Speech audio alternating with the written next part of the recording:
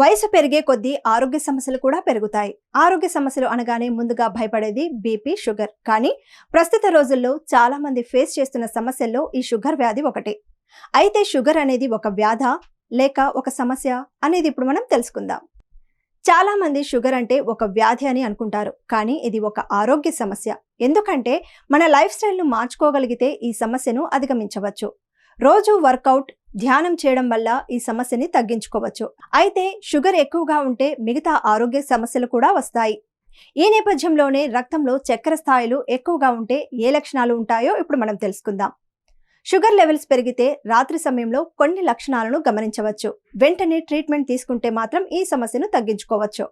శరీరంలో చక్కెర ఎక్కువగా ఉంటే రాత్రులు సాధారణంగా కంటే ఎక్కువ సార్లు టాయిలెట్కు వెళ్లాల్సి వస్తూ ఉంటుంది. దీనివల్ల నిద్ర సమస్యలు కూడా ఎదురవుతాయి. రాత్రిళ్ళు తిమ్మిర్లు ఎక్కువగా రావడం అనేది షుగర్ ఉంటే కనిపించే మరో లక్షణం. షుగర్ లెవెల్స్ పెరగడం వల్ల నరాలు దెబ్బతిని కాళ్ళ తిమ్మిర్లు వస్తాయి. అయితే వర్కౌట్, ధ్యానం చేయడం వల్ల ఈ సమస్యని తగ్గించుకోవచ్చు. అంతేకాక రాత్రుళ్ళు ఎక్కువ అలసటగా ఉన్నా కూడా షుగర్ పెరిగిందనుకోవచ్చు. రక్తంలో చక్కెర స్థాయిలు ఎక్కువగా ఉంటే కణజాలం గ్లూకోజ్ని సమర్థవంతంగా ఉపయోగించలేవు. ఇది శక్తిని తగ్గిస్తుంది కూడా, నిద్రకు ఎఫెక్ట్ చేస్తుంది.